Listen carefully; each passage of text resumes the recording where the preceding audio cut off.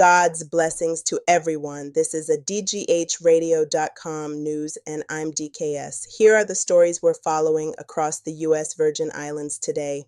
Tropical disturbance being monitored. Midweek impacts possible. Weather authorities are tracking a broad low in the Atlantic that may bring periods of heavier rain, gusty winds, and choppy seas to the territory by midweek. Confidence on development remains moderate, but forecasters say even an unorganized system can deliver squally bands, brief lightning delays at ports, and rougher surf on north and east exposures. Residents near guts and low-lying streets should clear drains now. Boaters and beachgoers should keep an eye on marine advisories as seas build in longer period northeasterly swells. Winter ferry schedule set for St. Thomas, St. John.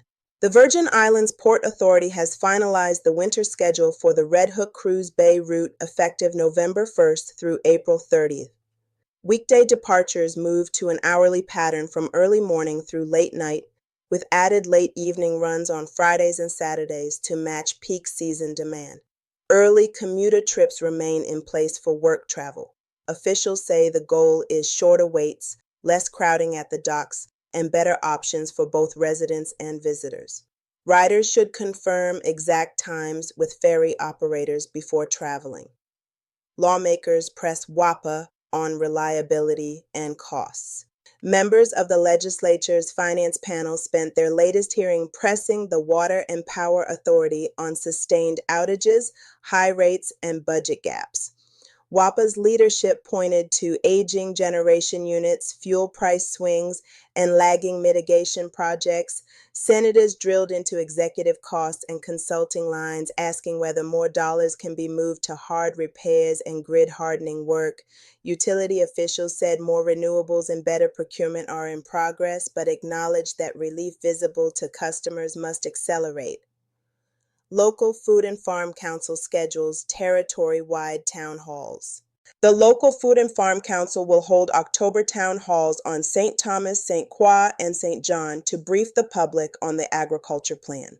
Topics include water access, land use, training, and fisheries infrastructure. With imports still making up the overwhelming share of the island's food supply, the Council wants practical input on cold chain needs, aggregation for school meals, and permit streamlining. Evening start times are designed to maximize producer participation. 2 100,000-gallon cisterns underway for Bordeaux farmers. Government House and the Department of Agriculture broke ground on the first of 2 100,000-gallon cisterns in Bordeaux, aiming to stabilize irrigation for the territory's most active farming hub. The project will capture overflow from existing storage and improve distribution to nearby plots.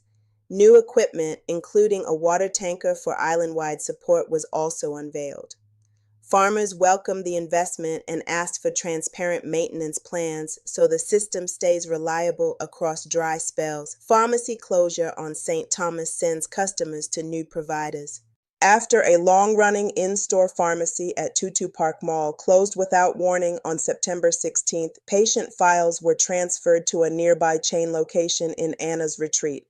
The abrupt move left many residents and clinics scrambling to ensure continuity. Independent pharmacies report adjusting staffing and using automation to absorb displaced customers, while discount programs, including 340B partners, are helping eligible patients control costs. Open house highlights addiction recovery resources. A community open house at a recovery facility in Scion Hill drew residents, public officials, and people in recovery to spotlight 24/7 treatment, youth outreach, and the role of lived experience in guiding clients. Donations, from essentials to a replacement appliance, flowed during the event. Organizers emphasized the need to grow family-centered services that had paused for lack of funding and to keep prevention messaging in schools. USS Iwo Jima Port Call brings liberty and spending to St. Thomas. The amphibious assault ship USS Iwo Jima docked at Crown Bay for shore leave, adding a quick surge of customers for restaurants, taxis, and shops around the cruise docks. Port agents and law enforcement coordinated security zones and pedestrian flow, Businesses use the day as a rehearsal for the winter cruise peak. The visit also underscored the Navy's regional presence during an active operational period.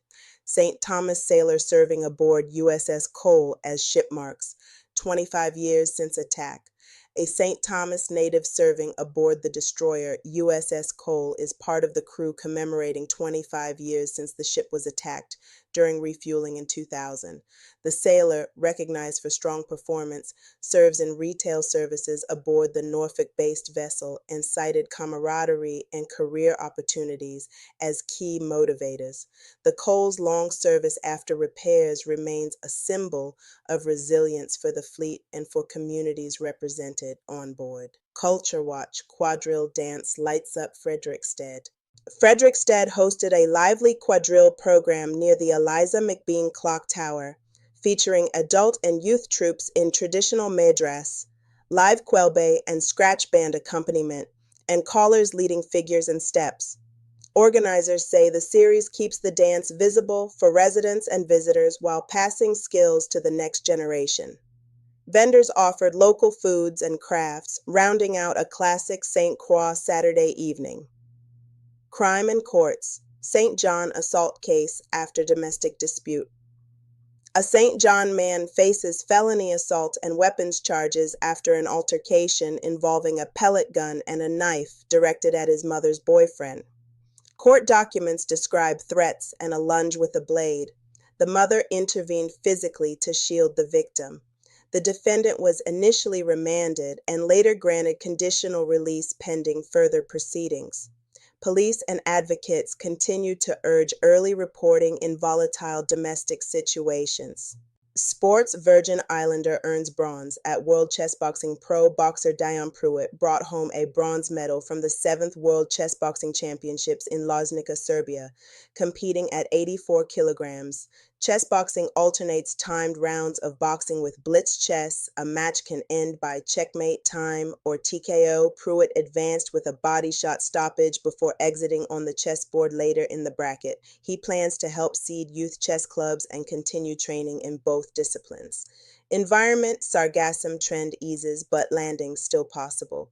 Satellite monitoring shows sargassum amounts down from late summer peaks, but patches can still ride wind and current into windward beaches, fouling prop intakes and producing odors when mats decay on shore.